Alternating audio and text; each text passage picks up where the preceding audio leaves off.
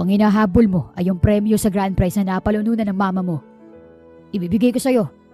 Titriplehin ko pa. Hayaan mo lang ako makaalis dito.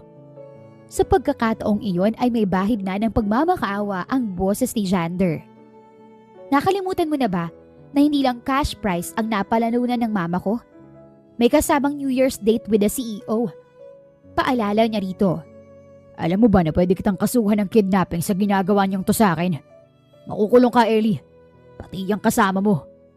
Ngayon naman ay tinakot siya nito pero wa-epek pa rin sa kanya. Akala mo ba matatakot ako? Narito ka sa teritoryo namin. Isang hampas lang ng kapatid ko sa'yo gamit ang baseball bat, mawawala ka na lang bigla. Magiging kwento ka na lang at walang makakaalam kung anong tunay na nangyari sa'yo.